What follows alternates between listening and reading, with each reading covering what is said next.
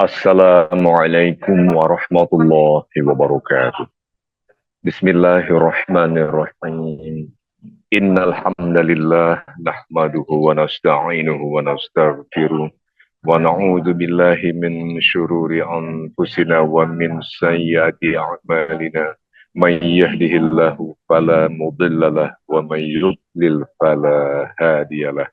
Wa ashhadu an la ilaha illallah wahdahu la syarika lah.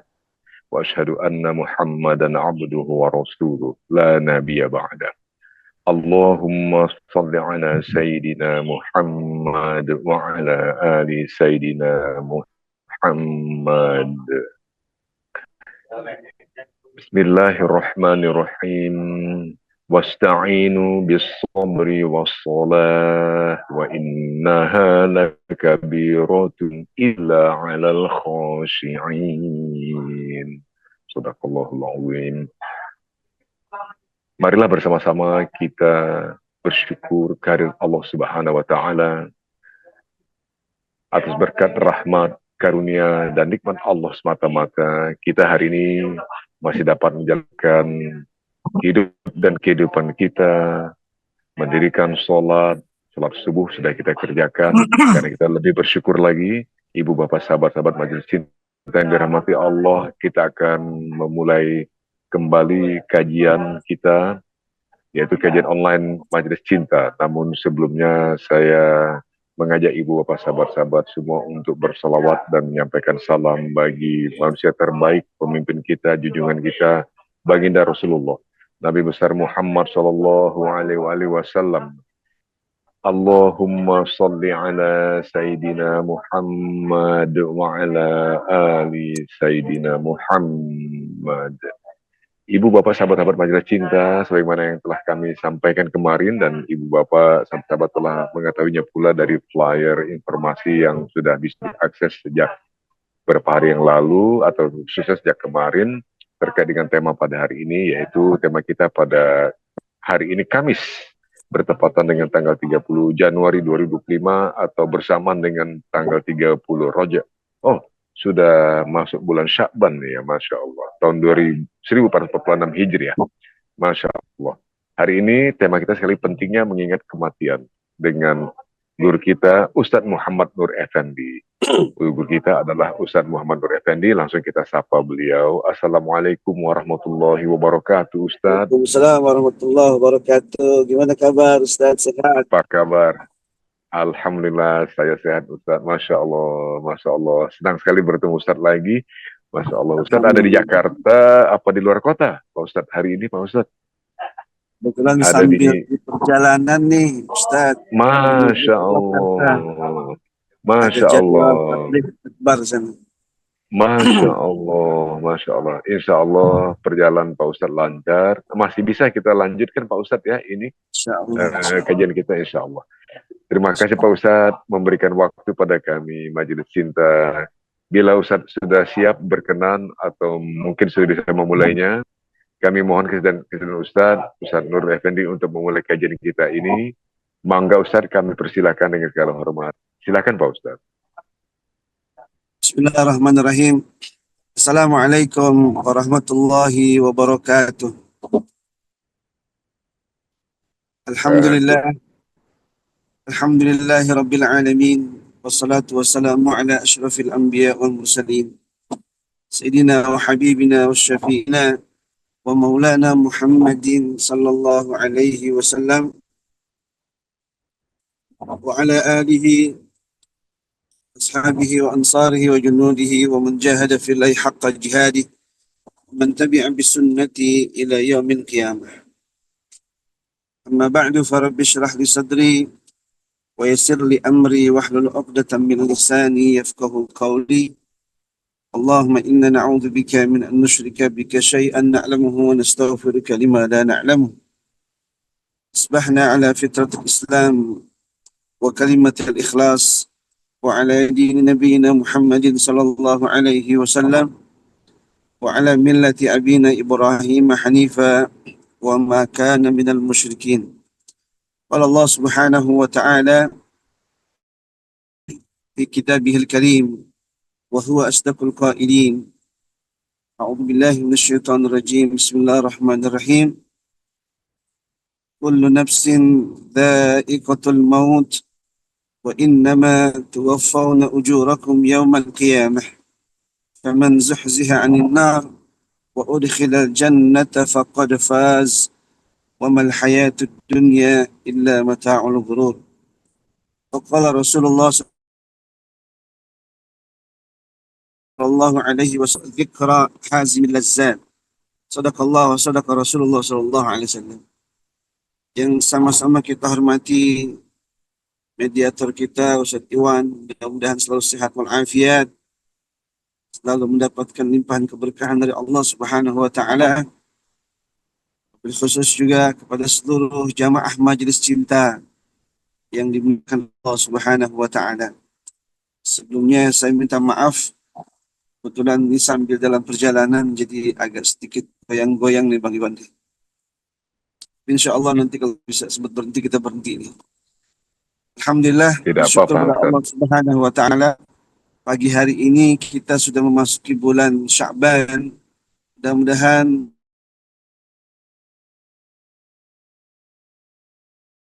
di bulan Sya'ban wa taala, dan kita minta kepada Allah mudah-mudahan kita dipanjangkan umur untuk berjumpa dengan bulan suci Ramadan. Amin ya rabbal alamin.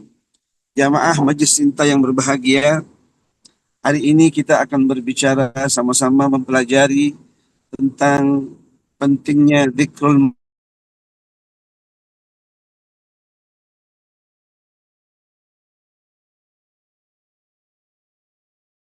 alaihi wasallam. Dalam salah satu hadisnya mengatakan bahwa perbanyaklah kita mengingat terhadap pemutus kelezatan, yaitu kematian.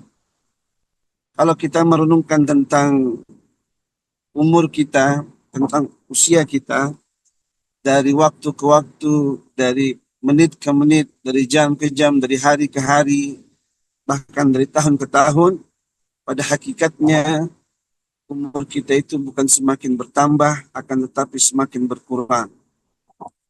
Oleh karena itulah, ketika kita menyadari bahwa setiap manusia, setiap kita, siapapun kita, apapun jabatan kita, setinggi apapun pangkat kita, dari latar belakang apapun kita, yang jelas Allah sudah mengatakan dalam surah Ali Imran ayat 185 bahwasanya setiap manusia pasti akan mengalami kematian, pasti akan merasakan kematian. Dan kemudian Allah mengatakan wa innama tuwaffawna ujurakum yaumal qiyamah. Dan pada hari kiamat nantilah semua amal perbuatan kita akan mendapatkan balasan yang sempurna dari Allah Subhanahu wa taala.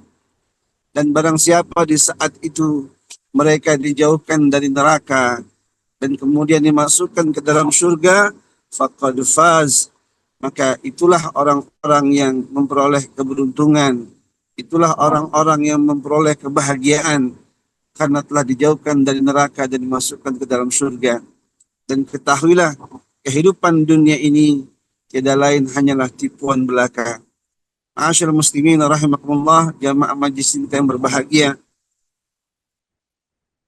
membaca ayat tersebut mestinya kita kemudian menyadari bahwa dunia ini hanyalah sementara. Cepat ataupun lambat, semua kita pasti akan meninggalkan dunia ini. Oleh sebab itu Allah Subhanahu wa taala berpesan dalam salah satu ayatnya, ketika kita mengetahui bahwa suatu saat kita akan berjumpa dengan Allah, maka hendaknya kita harus falyamal amalan salihah. Maka bersegeralah kita untuk memperbanyak melakukan amal-amal saleh. Jadi jamaah yang berbahagia, sekarang kita harus selama hidup kita sampai detik ini, apakah 30 tahun, 40 tahun, 60 tahun, atau bahkan ada yang sampai 80 tahun. Jadi kemarin saya berjumpa dengan salah seorang dokter, umurnya itu Ustaz Iwan sudah hampir 80 tahun. Jadi kalau kita lihat, bicara umur umat Nabi, kalau Rasulullah mengatakan baina sittin ila sab'in, biasanya itu kisaran antara 60 sampai 70 tahun. Iya. Tapi ada orang kemarin saya ketemu itu umurnya sudah 80 tahun. Jadi Masya Allah ya. Bahkan juga ada yang pernah lebih dari itu. Kemarin ketika kita sempat safari dakwah ke daerah Kuningan, saya jumpa juga dengan ibu-ibu majlis taklim. Dia umurnya sudah 84 tahun dan dia mengatakan ini majlis taklim umurnya sudah 40 tahun lebih. Jadi kalau kita melihat dari sini semua, bahwasanya kita itu harus evaluasi apa yang telah kita persiapkan untuk kehidupan setelah kematian. Karena semua amal kita yang baik, yang buruk akan mendapatkan balasan pahala ataupun juga balasan ganjaran siksa ketika kita telah melakukan semua itu. Terkecuali kalau seandainya ada perbuatan salah, perbuatan dosa, kemudian kita bertobat kepada Allah, maka mudah-mudahan dengan taubat itu dosa dan kesalahan kita akan dihapuskan oleh Allah Subhanahu wa taala. Jadi intinya kalau kita menyadari semua amalan kita akan dimintakan pertanggungjawaban, akan mendapatkan balasan dari Allah, maka hendaknya dari sekarang kita harus semangat untuk terus, kalau bahasa Al-Quran, wasari'u ila magfiratin min rabbikum, bersegera untuk meminta ampunan kepada Allah. Mungkin kita punya salah, punya dosa kepada Allah Subhanahu wa taala, atau punya kesalahan kepada sesama manusia, maka segeralah kita meminta ampunan dan bertobat kepada Allah Subhanahu wa taala dari kesalahan-kesalahan kita. Apakah itu dosa, mungkin pernah melakukan perbuatan-perbuatan maksiat, pernah berjudi, pernah mencuri dan sebagainya, maka dengan kita minta ampun kepada Allah, mudah-mudahan akan diampuni sama Allah Subhanahu wa taala. Atau mungkin di antara kita ada yang masih juga melakukan kemalasan-kemalasan dalam melaksanakan amal soleh, seperti misalkan sholat, atau mungkin juga berinfak, bersedekah, berzikir, berdoa, membaca Quran, dan amal-amal soleh yang lainnya, maka bersegeralah kita untuk meminta pertolongan kepada Allah agar kita diberikan kekuatan untuk melaksanakan semua amal-amal perintah Allah Subhanahu wa taala. Karena amal soleh ini adalah bekal untuk berjumpa dengan Allah. Dalam urusan dunia saja saya sering mengatakan kita butuh persiapan. Kalau orang dalam perjalanan misalkan menuju ya ke sebuah daerah, bekal-bekal itu harus dimiliki olehnya. Jadi kalau orang pakai mobil misalkan, dia harus menyiapkan bekal yang diperlukan oleh mobil, apakah bensin sekarang atau ada e-tol segala macam. Kalau tidak, boleh jadi nggak akan sampai di tujuan dengan leluasa. Termasuk dengan manusia, ketika mereka mengetahui bahwa dunia ini sementara dan bahkan akan binasa, dia akan berjumpa dengan Allah Subhanahu wa taala dan akan melewati masa-masa yang sangat panjang. Setelah dia meninggal dunia, dia akan dikubur di alam barzah. Dia akan dibangkitkan pada hari kiamat. Kemudian terus dia akan dihitung semua amalnya, akan ditimbang semua amalnya. Dan ujungnya dia akan ditempatkan di sebuah tempat di akhirat nanti yang tidak ada pilihan lain kecuali surga ataupun neraka. Nah, di saat kita mengetahui tentang perjalanan itu, sekarang kita ingin bahwa kita semua pasti ingin menjadi penghuni surga Allah Subhanahu wa taala. Arti kita harus banyak melakukan amal-amal saleh dengan keikhlasan kepada Allah Subhanahu wa taala. Karena kalau seandainya tidak, maka berarti tempat yang akan kita tempati adalah nerakanya Allah Subhanahu wa taala. Dan kita tahu bahwa ketika manusia mendapatkan penyiksaan dari setiap amal perbuatan karena dia nggak bertobat kepada Allah, niscaya kita akan mengalami rasa sakit yang sangat hebat. Saya sering mengatakan bahwa ketika kita membaca ayat-ayat Allah seputar tentang penyiksaan terhadap manusia-manusia yang durhaka kepada Allah. Ada manusia yang diseret ke dalam neraka, kemudian disiram kepala dengan air yang sangat panas, lalu dimaki-maki mereka. Itulah kondisi manusia yang berada dalam neraka lantaran mereka di dalam dunianya boleh jadi nggak banyak amal soleh yang dikerjakan, atau bahkan dia melakukan perbuatan-perbuatan maksiat yang kemudian dia nggak bertobat kepada Allah Subhanahu Wa Taala, akhirnya mereka mendapatkan siksaan yang seperti itu. Berbeda dengan orang-orang yang hidupnya di dunia selalu beramal soleh dengan penuh keikhlasan, akhirnya mereka mendapatkan tempat yang sangat istimewa, yaitu surganya Allah Subhanahu Wa Taala. Jadi ma'asyiral muslimin rahimakumullah, jamaah majelis cinta yang berbahagia. Sekarang kita sudah memasuki bulan Rajab, bulan Sya'ban maksud saya. Selesai sudah bulan Rajab kemarin, bulan yang sangat mulia kita lewati. Sekarang sudah masuk bulan Sya'ban. Artinya sebentar lagi kita akan memasuki bulan suci Ramadan. Nah, kita berharap sama Allah dengan doa-doa yang kita panjatkan supaya kita pertemukan dengan bulan suci Ramadan. Tapi masalahnya ya mas kalian, apakah sesuatu yang kita inginkan bakal terjadi? Ternyata bicara masalah kepastian itu semua tergantung kepada Allah Subhanahu Wa Taala. Karena apa? Karena kalau manusia sadar, sesungguhnya mereka pasti akan merasakan kematian. Makanya ada beberapa alasan mengapa kita penting untuk mengingat kepada kematian. Yang pertama, kalau kita sering-sering mengingat kepada kematian berdasarkan perintah Rasulullah SAW, kita akan semakin semangat untuk beramal saleh. Kenapa? Karena yang namanya kematian itu kita nggak tahu kapan kita akan mengalaminya. Di mana kita akan mengalaminya, kita nggak ada yang tahu. Dalam Al-Quran Allah berfirman, nafsum bi ayyi ardin tamut. Tidak seorang pun manusia tahu di bumi mana mereka akan mati. Sedang apa mereka mati, nggak ada yang tahu. Banyak mengingat kematian, niscaya dia akan semangat untuk beramal saleh, semangat untuk melaksanakan ibadah sholat yang 5 waktu, ibadah sholat sunnah, semangat untuk membaca Quran, menghafal Quran, kemudian mengamalkan Quran, mendakwahkan Quran, semangat untuk menggunakan hartanya di jalan Allah Subhanahu Wa Taala, dicari harta dari pagi, siang, sore, malam, atau bahkan sampai dia itu kadang-kadang sampai lemburan, ya. Maka dengan harta yang dia punya, dia alokasikan untuk di jalan Allah Subhanahu Wa Taala, membantu orang miskin, membantu anak yatim, membantu orang-orang Islam yang membutuhkan, dan seterusnya. Termasuk membantu masjid, membantu musola, membantu pesantren, membantu dakwah Islam, dan seterusnya. Jadi inilah semangat yang akan muncul ketika kita mengingat kematian. Jadi semangat beramal soleh sangat tinggi. Termasuk dengan hartanya itu dia gunakan untuk juga melaksanakan ibadah kepada Allah secara khusus.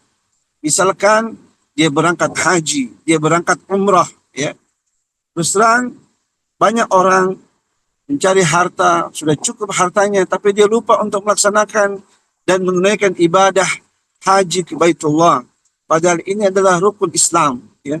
Makanya kita berdoa, Iwan, mudah-mudahan jamaah majelis cinta suatu saat bisa umrah bersama-sama, bisa haji bersama-sama, ya. Amin ya rabbal alamin. Jadi kita niatkan dari sekarang, ya, mudah-mudahan rukun Islam yang kelima bisa kita laksanakan, atau minimal umrahnya juga bisa kita bersama-sama melaksanakan, sehingga kita bisa memperoleh pahala yang sangat besar, ya. Salat yang kita lakukan di Masjidil Haram itu 100.000 kali lipat pahalanya dibanding kalau kita melaksanakan di masjid yang lain. Salat di Masjid Nabawi itu pahalanya 1.000 kali lipat dibanding kita melaksanakan di masjid yang lainnya. Jadi bahagia sekali kalau orang punya harta, kemudian dalam rangka dia mengisi kehidupan untuk menuju kematian, maka dia gunakan hartanya untuk ibadah kepada Allah Subhanahu Wa Taala. Ya. Meskipun kadang-kadang ada orang, ya, jamaah yang berbahagia, kadang-kadang suka yang takut kepada kematian. Contohnya suatu saat Bang Iwan, ada jamaah itu pengen berangkat umroh, ya. Bersepuluh orang. Dia mau berangkat umrah bersepuluh orang. Nah kemudian diminta kepada kita, Ustaz tolong pesawat ini dipisah, 5 orang di pesawat A, 5 orang di pesawat B. Dia minta requestnya kayak begitu. Saya bilang kenapa? Dia seorang dokter ini. Ternyata dia mengatakan supaya kalau ada kejadian apa-apa nggak mati semuanya. Katanya begitu Satiwan. Saya bilang sama dokter, bicara kematian itu bicara rahasia Allah Subhanahu wa taala. Kalau Allah takdirkan semuanya terjadi mengalami kematian, mau bilang apa kita? Karena buat kita yang penting bukan masalah kematiannya. Yang terpenting adalah matinya kita dalam keadaan husnul khatimah. Apalagi mau ibadah. Andai pun kita naik pesawat menuju Mekah, menuju Madinah, tiba-tiba di pesawat kita mengalami kecelakaan misalkan, maka insya Allah matinya kita, meninggalnya kita insya Allah dalam keadaan husnul khatimah. Ya. Kan kalau kita seandainya dalam perjalanan ibadah kepada Allah, ya. Karena memang semua kita nggak ada yang tahu kapan kita mati, di mana kita mati nggak ada yang tahu. Yang penting kalau kita meninggal dunia, yang kita minta sama Allah, meninggal dunia dalam keadaan husnul khatimah, ya. Dan na'udzubillah, jangan sampai kita meninggal dunia dalam keadaan su'ul khatimah.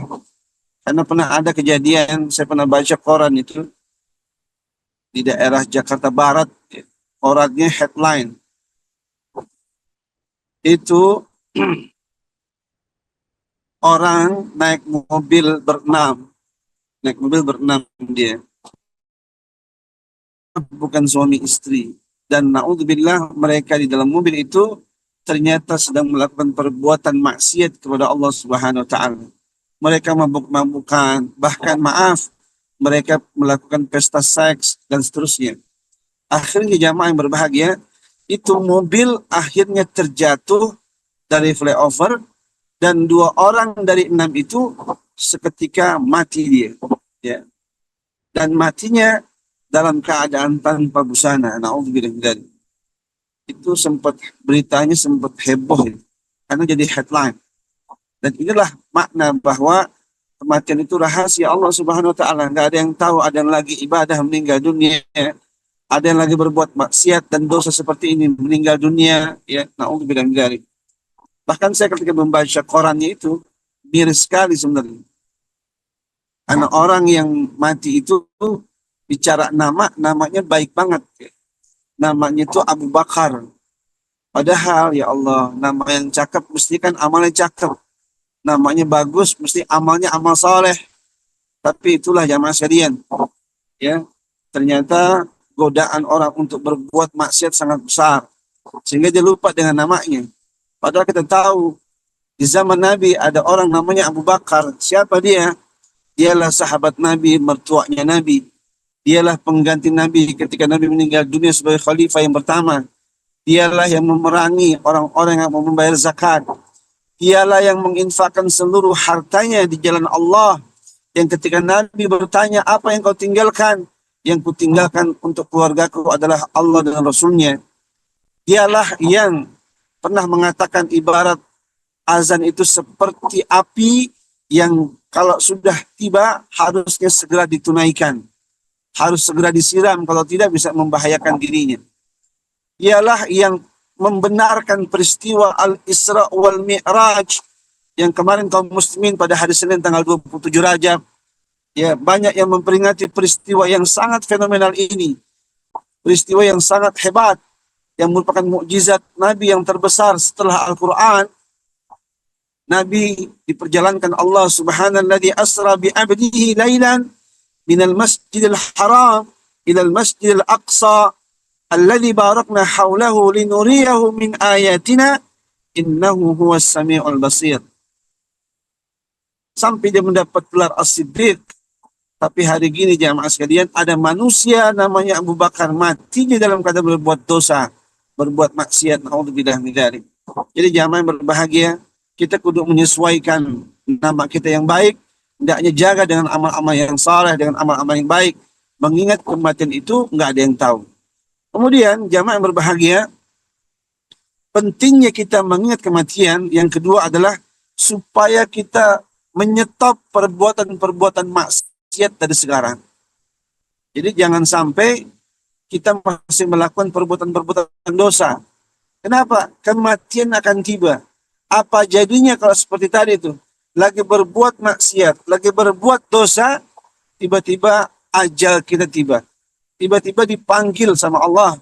Tiba-tiba kita mengalami kematian. Na'udzubillah min dzalik. Nah, orang kalau sudah banyak mengalami kematian, insya Allah dia akan stop tuh perbuatan dosa. Apalagi dia yakin setiap perbuatan dia itu akan menjadi penyebab dirinya mendapatkan siksa dari Allah Subhanahu wa taala. Orang-orang yang hidupnya di dunia dia diberikan petunjuk sama Allah yaitu Al-Qur'anul Karim dan juga sunnah Rasulullah SAW.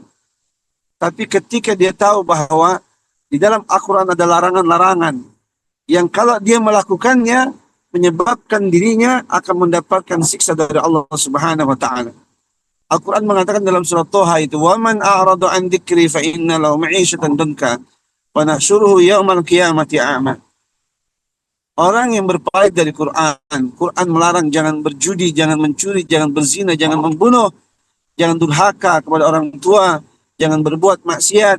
Tiba-tiba dia berbuat dosa. Maka kalau dia nggak bertobat kepada Allah, di dunia saja mereka akan mengalami kesulitan. Dan ketika di akhirat nanti, dia bakal dibangkitkan dalam keadaan dibutakan matanya. Na'udzubillah min dzalik. Sampai dia protes kepada Allah, "Ya Rabb, lima hasyartani a'ma wa qad kuntu basira." Mengapa aku dikumpulkan, dibangkitkan dalam keadaan buta, padahal dulu aku bisa melihat.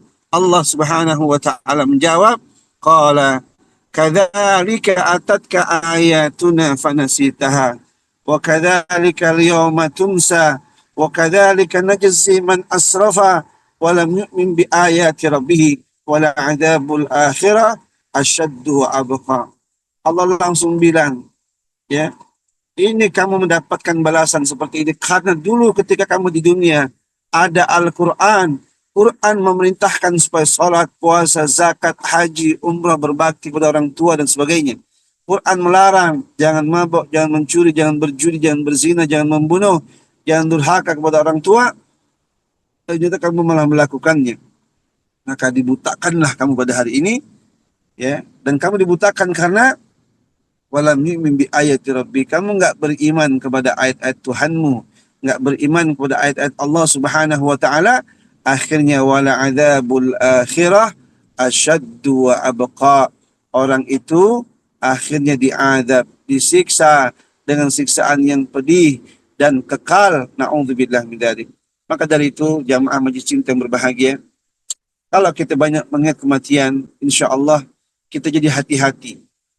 Mau berbuat dosa, ingat mati. Nggak jadi tuh Bang Iwan tuh. Ya. Kalau kita mau berbuat dosa, terus kita ingat kematian, ya Allah, insya Allah akan menjadi rem, akan menjadi penyetop kita untuk berbuat kemaksiatan. Jadi itulah pentingnya kita mengingat kematian.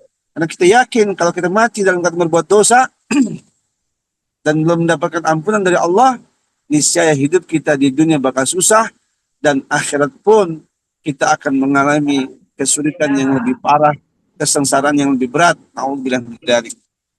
Jadi jamaah yang berbahagia. Yang keempat, yang ketiga, mengapa kita penting untuk mengingat kematian? Maka alasan yang ketiga adalah supaya kita lebih lagi untuk selalu fastabiqul khairat, segera berlomba-lomba dalam kebaikan. Jadi kalau untuk urusan kebaikan, kita jadi nggak nunda-nunda gitu. Kita jadi nggak menunda-nunda. Karena ada orang udah siap semuanya, hartanya ada, kesempatannya ada, tapi diminta untuk menuju Baitullah, dia belum mau. Baik itu haji ataupun umrah, dia belum siap. Atau hartanya ada, diajak untuk beramal saleh, kayaknya berat banget. Ya. Nah itulah mengapa kita harus lagi-lagi fastabiqul khairat. Ya. Jadi dengan kita mengingat kematian, diharapkan bisa kita fastabiqul khairat. Kemudian jamaah yang berbahagia yang terakhir, kalau kita mengingat kematian, maka kita perlu bekal. Dan bekal yang terbaik kata Allah Subhanahu wa taala, wa tazawwadu fa inna khairaz zadi taqwa. berbekallah kalian kata Allah, dan bekal yang terbaik adalah ketakwaan. Jadi jamaah yang berbahagia, apa itu takwa? At-taqwa menurut Imam Ali adalah al-khawfu minal jalil wal amalu bitanzil wal isti wal qanaah bil qalil wal istidad liyaumi rahil, kata Imam Ali radhiyallahu anhu. Orang itu disebut takwa ketika dia punya sifat takut kepada Allah Subhanahu wa taala. Orang itu disebut takwa ketika mereka dalam beramal sehari-hari sesuai dengan petunjuk Allah dalam Al-Quran yang diturunkan. Orang yang takwa itu cirinya juga adalah orang yang selalu bersyukur, qanaah, menerima apa adanya. Walaupun pemberian itu seolah terkesan sedikit, padahal nggak ada istilah sedikit. Semua yang kita alami sekarang, semua yang kita saksikan sekarang, ini semua anugerah dari Allah Subhanahu wa taala yang sangat besar, ya. Dan yang terakhir kalau Imam Ali, orang yang disebut takwa itu adalah orang yang wal istidad liyaumir rahil, orang yang mempersiapkan kehidupan peralihannya dari dunia menuju alam barzah, bahkan menuju negeri akhirat. Dia bekali dengan bekal yang terbaik, dengan amal-amal yang terbaik, dengan amal-amal yang dilakukan dengan penuh keikhlasan kepada Allah Subhanahu wa taala. Saya sering membahasakan amal dengan penuh keikhlasan karena ini penting jamaah yang berbahagia. Kalau kita beramal apapun, nyata niatnya bukan lillahi ta'ala, maka di saat nanti kita meminta balasan kepada Allah, Allah akan menjawab, kau minta sana balasan kepada orang yang dulu engkau beramal karenanya. Kayak saya sering mengingatkan, supaya kita hati-hati dalam beramal, harus selalu mengevaluasi bagaimana kita bisa beramal. Ya, qabla al-amal ini, al-muhasabah qabla al-amal, kita evaluasi itu amal sebelum kita lakukan. Apakah dasarnya betul-betul lillahi ta'ala? Kalau lillahi ta'ala, teruskan. Kalau belum, luruskan niatnya. Supaya apa? Supaya amal kita bernilai dan mendapatkan pahala dari Allah. Kalau tidak, kosong nilainya. Jadi percuma, misalkan ada orang berangkat haji, berangkat umrah, niatnya tidak lillah. Istilah saya itu, udah banyak keluar uang, tenaga, tapi nol, nggak ada nilainya di mata Allah Subhanahu wa taala. Orang baca Quran, berzikir, berdoa, semuanya, misalkan tidak didasari keikhlasan kepada Allah, juga percuma. Orang berinfak, bersedekah, berzakat, seandainya amalnya itu dikerjakan tidak didasari karena ikhlas karena Allah, juga nol semuanya. Ya. Jadi intinya, Nabi sudah mengatakan dalam hadis, innamal a'malu binniyat, amal itu tergantung niat. Ya, wa innama faman kana hijratuhu ila Allah wa rasuli, kalau orang hijrah karena Allah dan Rasul, dia akan dapat pahala, dapat nilai dari Allah Subhanahu wa taala. Tapi kalau ada orang hijrah ini dulu di zaman Nabi, ada orang namanya Muhajir, Ummu Qais. Dia hijrahnya itu karena ingin mengejar wanita yang mau dinikahi. Maka dia hanya mendapatkan itu, enggak mendapatkan nilai pahala dari Allah Subhanahu wa taala.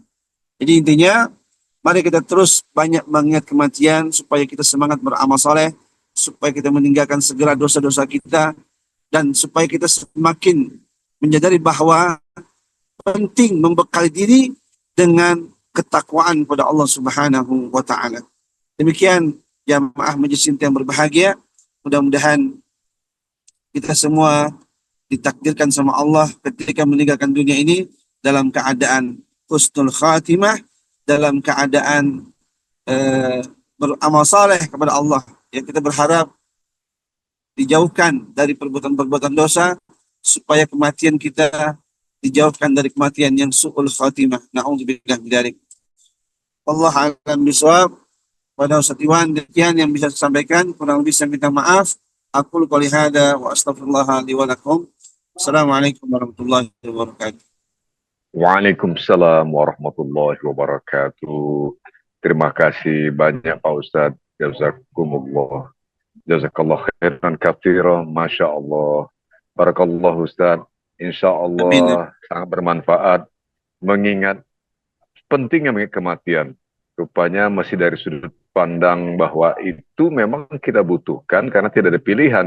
Karena hakikat manusia ini hidup hanya tinggal menunggu waktu mati, maka bekal apa yang dibawa. Masya Allah. Terima kasih Pak Kiai. Masya Allah. Ini ada langsung pertanyaan boleh Pak? Pak Ustadz, Pak Nur. Ya, boleh, Insya boleh. Allah Satuan. ini dari Ibu Nur Aini Amroh.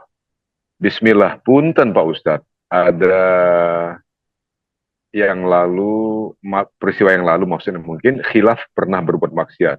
Padahal sudah berkeluarga. Tapi alhamdulillah itu sudah lama. Lalu bertobat tidak melakukan lagi. Sudah soleha. Bagaimana dengan dosa yang pernah dilakukan?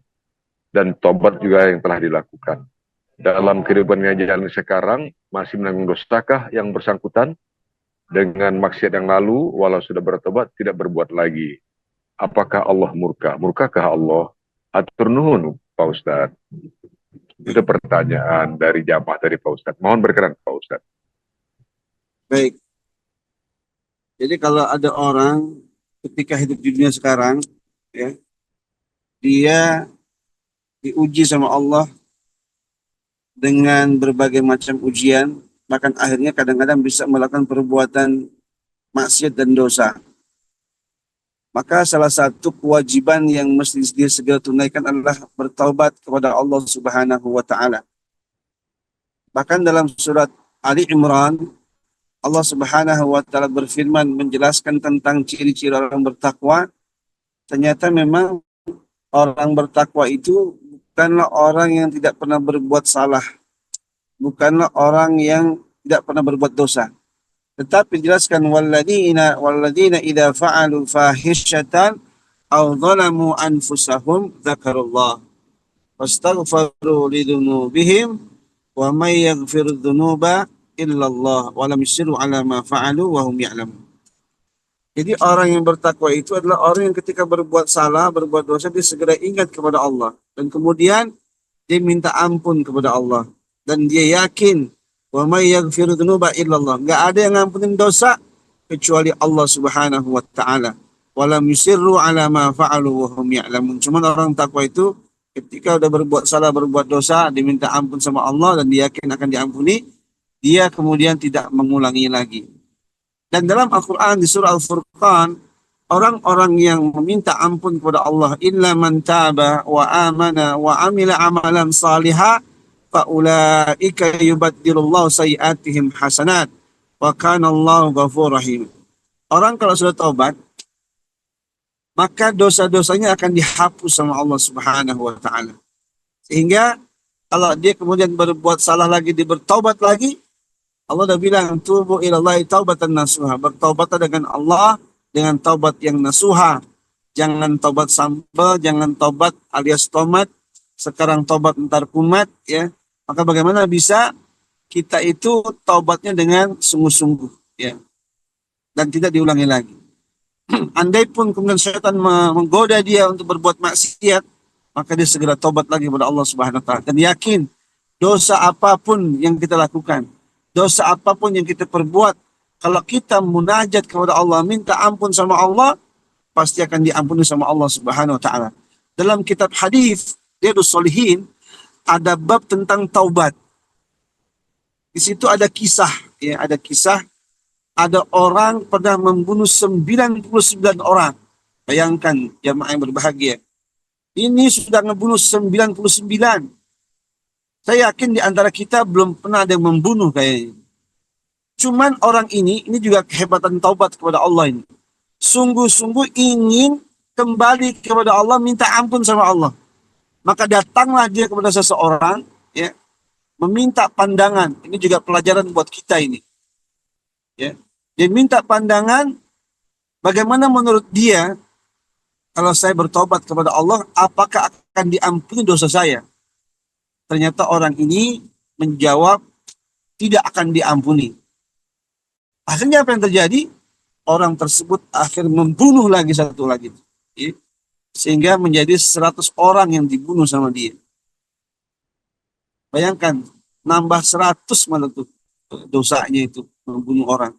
Nah akhirnya, dia tetap berusaha ingin bertobat kepada Allah dan berjumpalah dia lagi dengan seseorang. Orang ini orang yang sangat bijaksana. Ya. Kata dia apa?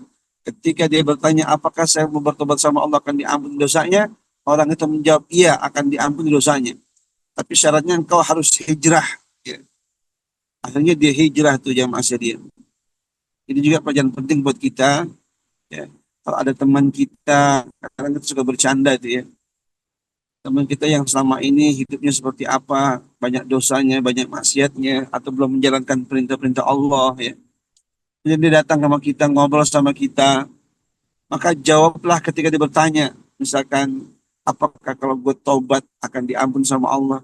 Kita sebagai teman, orang dekatnya, jawab, Allah itu wasi'ul maghfirah. Allah itu ampunannya sangat luas.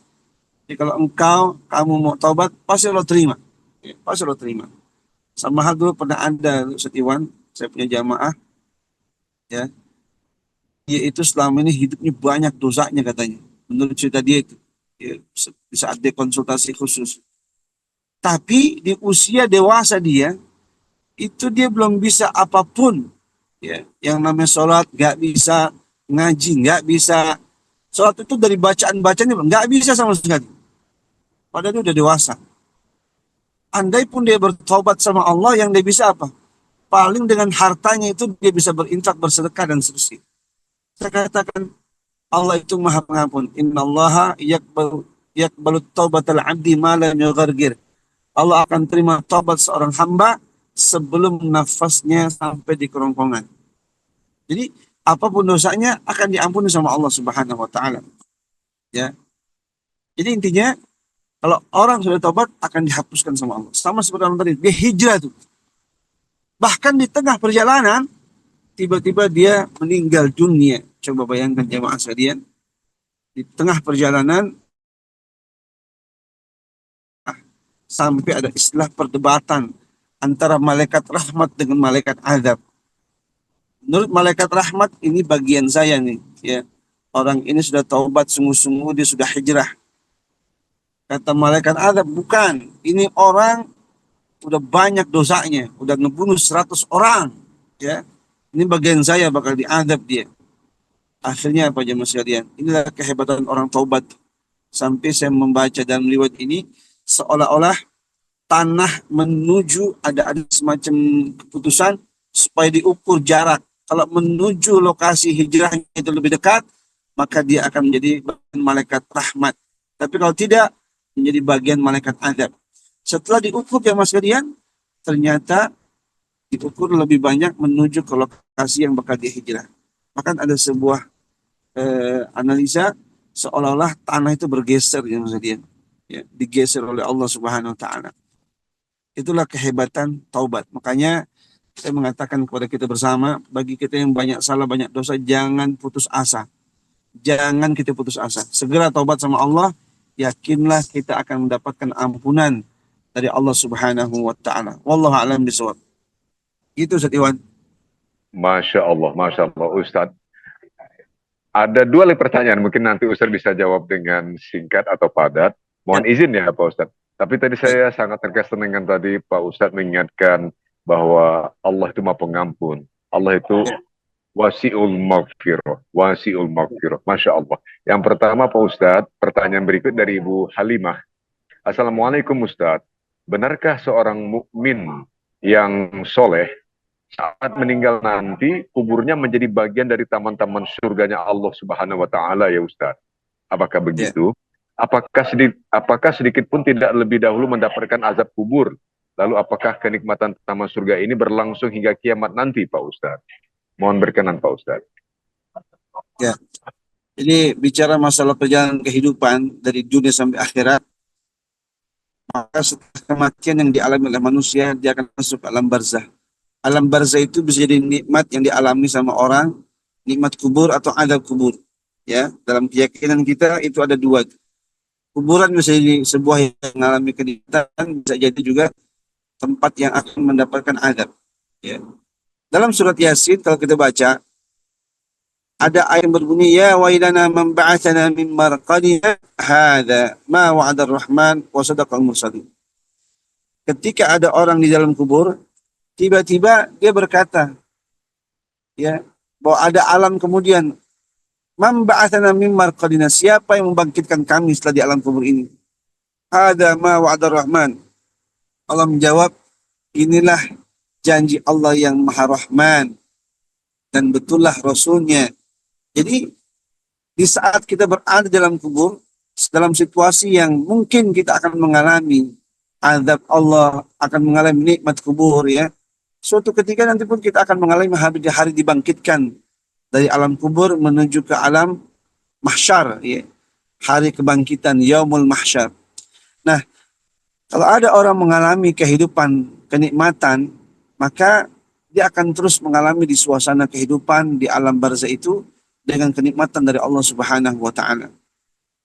Ya, makanya berbahagialah orang-orang yang hidup selalu beramal saleh, menjauhkan diri dari dosa. Andai pun pernah berbuat dosa, dia segera taubat sama Allah Subhanahu wa taala, dan di saat dia masuk ke dalam kubur, maka dia akan menjadikan dirinya mendapatkan tampan surga di alam kuburnya, seolah-olah dia mendapatkan kenikmatan sangat istimewa dari Allah Subhanahu wa taala. Mudah-mudahan kita semua bisa menjadi orang-orang yang kuburnya nanti dijadikan taman surga oleh Allah Subhanahu wa taala. Wallahu a'lam bishawab. Masya Allah. Atur nuhun jazakallah. Satu lagi terakhir Pak Ustadz, boleh Pak Ustadz ya. Dari Ibu Dian, Assalamualaikum Pak Ustadz. Amal ibadah apakah Pak Ustadz, amal ibadah apakah yang paling baik bagi orang yang sudah berumur di atas 60 tahun? Karena sebagaimana umumnya umur umat Rasulullah adalah 60-70 tahun. Artinya tidak lama lagi akan menghadap Allah dan mempertanggungjawabkan semua perbuatan. Amal ibadah apa yang urgent untuk dilakukan agar selamat di akhirat dan di alam kubur nanti? Mohon berkenan Pak Ustadz. Ya. Jadi berlaku untuk seluruh hamba-hamba Allah Subhanahu wa taala, apalagi kalau yang udah berumur ya. Maka lakukanlah amal-amal yang terbaik yang masih sanggup dilakukan. Karena ada juga orang dikasih umur 60 sampai 70 tahun tapi kondisinya lemah ya. Tapi ada juga orang yang umur sekian tapi masih gagah. Nah, kalau dia mampu melakukan amal-amal saleh terbaik ya, yang dia bisa, misalkan seperti yang kemarin kita bahas itu, 3 amal yang sangat hebat ya, yang sangat istimewa. Apa itu? Baca Quran, kemudian sholat, kemudian berinfak ya, diam-diam ataupun terang-terangan, itu dibolehkan sama Allah sebagai amal terbaik. Yang penting tuh Ustaz Iwan, mau diam-diam atau terang-terangan, yang penting infak gitu kan. Jangan sampai kita diam-diam tidak berinfak. Jadi yang penting ada amal-amal itu yang bisa kita perbuat, termasuk juga sambil kita mengisi waktu ya, daripada kita bicara tidak benar, mending kita mengisi dengan berzikir kepada Allah Subhanahu wa taala. Karena zikir itu bisa menenteramkan hati. Alladzina amanu wa tatma'innu qulubuhum bi dzikrillah. Ala bi dzikrillah tatma'innul qulub. Adalah orang mukmin itu hati mereka selalu tenang, selalu tentram. Ketahuilah, hanya dengan zikir kepada Allah hati kita akan tenang. Baca subhanallah walhamdulillah wala ilaha illallah wallahu akbar 100 kali. Pagi 100, sore 100. Ya. Itu ada dalam kitab Majmu'ah Ar-Rasail, dalam bab risalah, dalam bab Al-Ma'thurat ya, ada dibahas tuh. Bacalah zikir itu pagi 100, sore 100. Karena fadilahnya sangat istimewa. Baca juga ya doa-doa yang lain, misalkan apa? Bismillahirrahmanirrahim, la yadurru ma'asmi syai'un fil ardi wala fis sama' wa huwas samiul alim. Baca 3 kali. A'udzu bikalimatillahi tammati min syarri ma khalaq. Baca 3 kali. Pagi 3, sore 3. Atau Allahumma inna na'udzubika minal hammi wal hazan. Na'udzubika minal ajzi wal kasal. Na'udzubika minal jubni wal bukhul. Na'udzubika min ghalatid dain wa qahril rijal. Doa juga diajarkan sama Nabi supaya dibaca 3 kali pagi, 3 kali sore. Dan insyaallah orang yang sedih, orang yang memiliki urusan, mudah-mudahan dengan doa itu ya, seperti Abu Umamah dulu di zaman Nabi, dikasih doa ini, akhirnya sedihnya hilang, urusannya selesai semuanya. Jadi lakukan amal-amal terbaik yang mampu dilakukan. Kalau memang punya rezeki luas, berumroh ya, itu salah satu amal yang sangat hebat sekali di mata Allah Subhanahu wa taala dan juga dalam pandangan Rasulullah SAW. Jadi umurnya betul-betul maksimal, husnul khotimah ya. Makanya sekarang ini banyak, saya mendapat kabar kemarin dari salah satu guru saya, dia punya pondok besar ya, ternyata banyak orang-orang sekarang pengen banget tinggal dekat beliau tuh. Kenapa? Kepengen matinya husnul khotimah.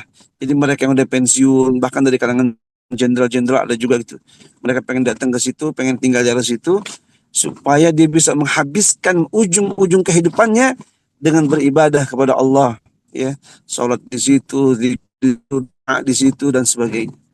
Hanya kita minta sama Allah biar dikasih umur, biar bisa menikmati dulu bulan suci Ramadan, supaya dapat kita malam Lailatul Qadar, malam 1000 bulan di bulan Ramadan, karena bulan Ramadan sama dengan berhaji bersama Nabi dan sebagainya dan sebagainya. Intinya lakukan amal-amal terbaik yang bisa mampu kita lakukan. Ya. Tapi biasanya kalau orang di usia itu yang udah agak lemah-lemah, pegang nih tasbih, ya. Ada tasbih digital, ada tasbih yang bunyi kelak-kelak gitu ya. Baca itu, ya, kata Nabi, man kana yu'minu billah wal yaumil akhir falyakul khairan aw liyasmut. Kalau kita percaya kepada Allah dan hari kiamat, maka berkatalah yang baik, kalau tidak mendingan diam. Ya, itu menurut saya amal-amal yang sangat penting, yang sangat bagus kalau kita lakukan kepada Allah Subhanahu wa taala. Kemudian ada pertanyaan satu lagi nih. Ustadz, apakah kebiasaan seseorang wafatnya menjadi kebiasaan dia, ya? Seperti yang suka baca Quran, yang suka sujud, ya betul sekali. Betul. Silakan Pak Ustadz. Jadi menurut saya, ya, ini bahasan pertanyaan ini sangat benar. Kematian seseorang itu bergantung dengan kebiasaannya. Kalau dia sering beramal soleh, sering sholat, sering baca Quran, sering sujud, ya, maka biasanya kematiannya insya Allah itu menjadi kematian yang eh, dialami seperti kebiasaan selama ini dilakukan. Sama juga seperti orang yang selama ini mungkin berbuat maksiat, berbuat dosa gitu. Nah, biasanya orang-orang seperti itu ujungnya biasanya umumnya mati dalam keadaan juga dalam perbuatan yang menjadi kebiasaan dia, ya. Walaupun ada hadis Nabi mengatakan innamal a'malu bil khawatim. Sesungguhnya amal manusia itu tergantung endingnya. Ya, karena ada orang hidupnya dari dia sejak balik sampai dia meninggal dunia itu misalkan perbuatannya baik terus, maka ujungnya jadi kebaikan. Atau ada juga orang yang hidupnya selama ini nggak baik tapi ujungnya jadi baik. Atau malah terbalik, dalam sebuah hadis dalam kitab Arba'in Nawawi dijelaskan tuh. Ternyata awalnya baik, pas dia mau meninggal dunia dia lagi berbuat maksiat. Ya. Ada juga sebaliknya. Selama ini dia berbuat jahat, ketika di ujungnya dia hijrah total dan kemudian dia meninggal dunia. Kalau dalam bahasa hadis dikatakan tuh dia melakukan amal-amal penghuni neraka, tapi di ujungnya dia melakukan amal-amal penghuni surga. Maka itulah yang dilihat oleh Allah Subhanahu wa taala. Jadi innamal a'malu bil khawatim. Sesungguhnya amal kita itu tergantung bagaimana ujungnya, bagaimana, ya, endingnya. Maka dari itu yang berbahagia kita minta sama Allah supaya dikasih keistiqomahan agar kita terus berada dalam, ya, kebaikan-kebaikan.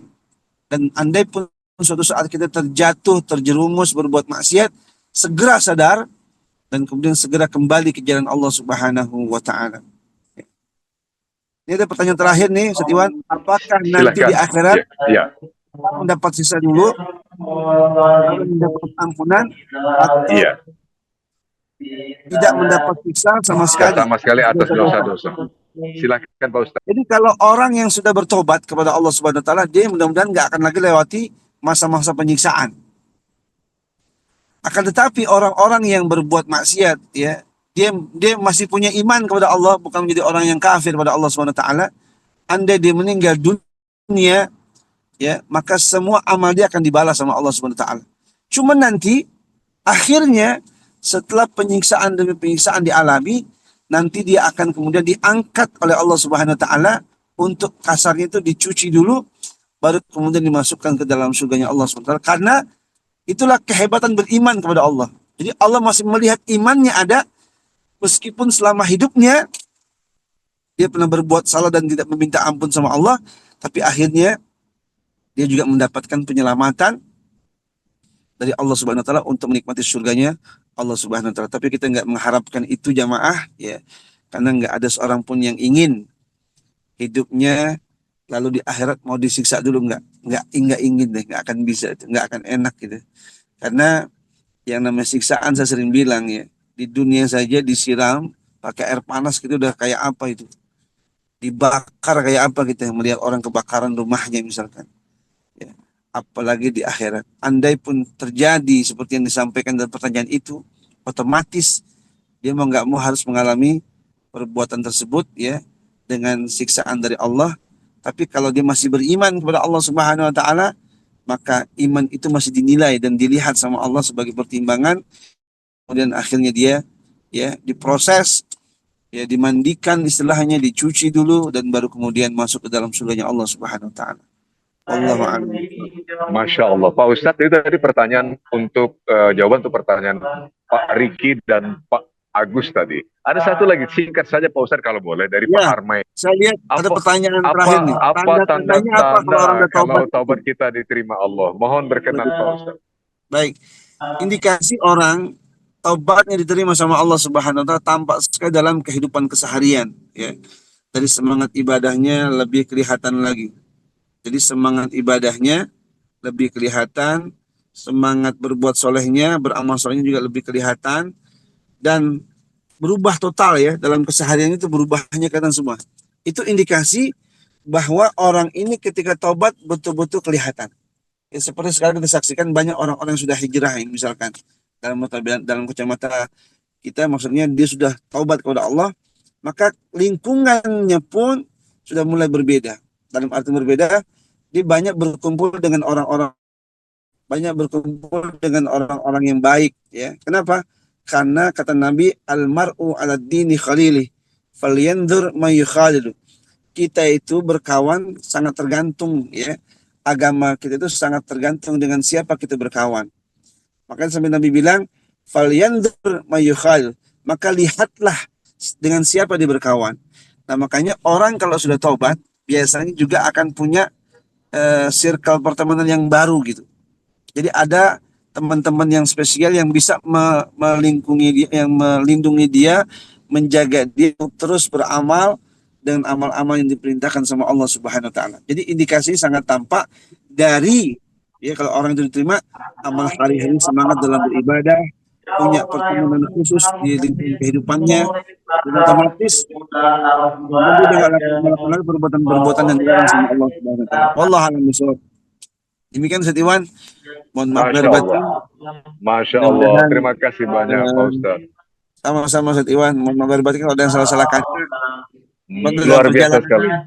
Masya Allah, Masya Allah. Pak Ustadz, terima kasih banyak atas kesediaan Pak Ustadz, kesabaran Pak Ustadz, memberikan waktu yang banyak sekali pada kami, Ibu Bapak, sahabat-sahabat Majelis Cinta yang dirahmati Allah. Kita ucapkan terima kasih lagi pada guru kita, Ustadz Muhammad Nur Effendi, yang sedang dalam perjalanan untuk melakukan dakwah. Masya Allah, semoga Allah lancarkan Pak Ustadz, perjalanan Pak Ustadz dan semua tugas Pak Ustadz, insya Allah barokah Pak Ustadz. Dan kami berharap bertemu Pak Ustadz lagi pada kesempatan akan datang. Mudah-mudahan Pak Ustadz tetap bisa memberikan waktu Pak Ustadz ya. Allah. Atur nuhun, terima kasih lagi Pak Ustadz. Matur nuhun. Ya, terima kasih Pak Ustadz. Kami mohon izin Pak Ustadz. Kami berterima kasih sekali lagi dan mohon izin saya menyampaikan beberapa informasi pada jamaah, ibu bapak, sahabat kami Majelis Cinta. Sekali lagi mari kita sampaikan apresiasi yang tinggi, yang sebesar-besarnya kepada guru kita Ustadz Muhammad Nur Effendi yang telah memberikan banyak sekali tadi ilmu, pembekalan, terutama bagaimana sih cara kita mengingat mati itu secara positif, yaitu ternyata memang ada cara-cara sudah diuraikan karena memang manfaatnya luar biasa sekali bagi kita, karena semua kita pasti akan menghadapi kematian itu. Hanya saja kita tidak tahu kapan persisnya, di hari apa, jam berapa, menit dan detik keberapa, tapi itu pasti tempatnya pula kita tidak tahu. Hanya kita semata-mata berikhtiar agar matilah kita nanti di dalam keadaan husnul khotimah, bertobat dan meningkatkan amal ibadah dari ketakwaan kita, berbekal nanti untuk akhirat nanti itu sesuai dengan amal yang sebesar-besarnya. Masya Allah, terima kasih Pak Ustadz. Ibu Bapak sahabat Majelis Cinta dan rahmati Allah, kita besok akan kembali mengaji bersama-sama. Besok hari Jumat bertepatan dengan tanggal berapa ya? 31 Januari. Iya, 31 Januari 2025, mungkin tanggal 2 Syakban. 1446 Hijriah, Masya Allah. Hari Jumat besok. Besok adalah episode ngaji pagi.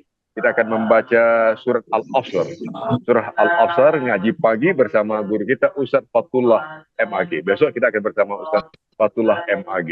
Ya, kita terima kasih lagi pada Ustadz Pak Nur Effendi yang harus melanjutkan perjalanan beliau. Atur nuhun Pak Ustadz, Masya Allah. Terima kasih Ibu Bapak sahabat-sahabat Majelis Cinta. Terima kasih atas segala dukungan Ibu Bapak sahabat Majelis Cinta yang dirahmati Allah. Kebersamaan Ibu Bapak sahabat-sahabat Majelis Cinta dalam pengajian ini sungguh sangat penting, dan kami berharap nanti Allah akan membalas semua amal ibadah kebaikan Ibu Bapak sahabat Majelis Cinta yang telah senantiasa mendukung sahabat majelis, bisa mendukung Majelis Cinta pengajian online kita ini, dan insya Allah akan dibalas dengan ganjaran pahala yang berlipat ganda untuk Ibu Bapak sahabat Majelis Cinta. Kita akan bertemu lagi insya Allah esok hari. Kita tutup dengan doa penutup majelis. Subhanakallahumma wa bihamdika asyhadu an la ilaha illa anta astaghfiruka wa atubu ilaik. Wassalamualaikum warahmatullahi wabarakatuh. Waalaikumsalam warahmatullahi wabarakatuh. Allahumma rahamna bil Qur'an waj'alhu lana imaman wa nuran wa hudan wa rahmah. Allahumma zakirna minhu ma nasina wa 'allimna minhu ma jahilna warzuqna tilawatahu ana al-laili wa atrafan nahar waj'alhu lana hujjatan ya rabbal alamin. Allahumma arhamna bil Qur'an waj'alhu lana imaman wa nuran wa hudan wa rahmah. Allahumma zakkirna minhu ma nasina wa 'allimna minhu ma jahilna warzuqna tilawatahu ana al-laili wa atrafan nahar waj'alhu lana hujjatan ya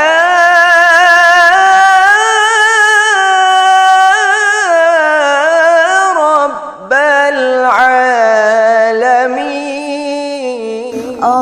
Allahumma rahamna bil Qur'an waj'alhu lana imaman wa nuran wa hudan wa rahmah.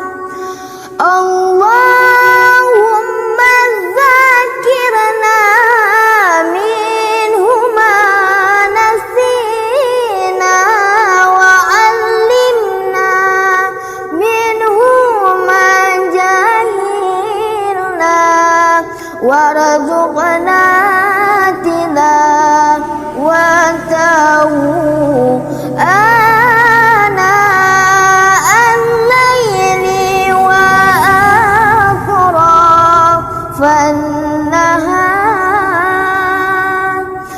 واجعله لنا حجة